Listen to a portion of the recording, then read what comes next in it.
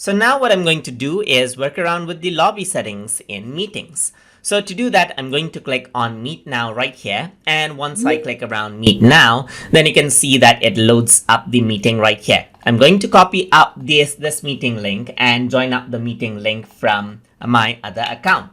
So once that happens, what happens is that you can see that the guest is online now. And what I can do is from my other account, I can go around and join the meeting.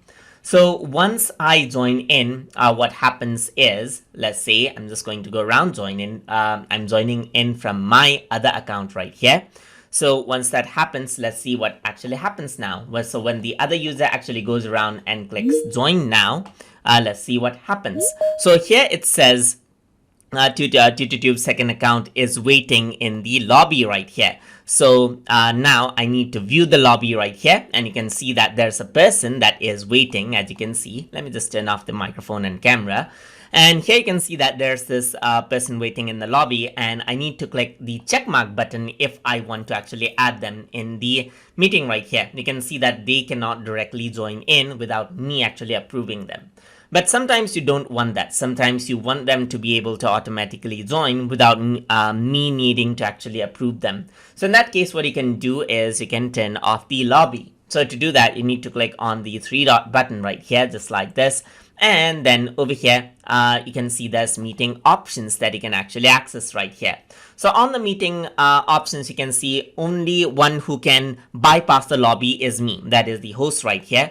And you can set this to people in my organization if you just want people in your organization to bypass the lobby things. And if you want everyone to, let's say, for example, bypass the lobby, that is even guests, then you can go around and click everyone right here. So once you go around and do this and press save, what happens is that people will be able to join out the meeting without having to actually wait in the lobby. So I'm just going to go around and quit from my other account right here and join the meeting again. So I'm going to go around onto my other account and then join the meeting again, and let's see what happens this time.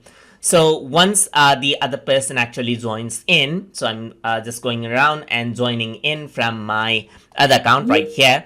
So once that happens, let's see if I need to approve it again. No, you can see that they automatically joined in. So without them being in the lobby, they're directly in the meeting now, as you can see. And that is how people can join in without actually needing any permission. So that is how you can set up the lobby settings inside of Google Meet meetings. So hope you guys learned something as always. And as always, please like, comment, share, and subscribe.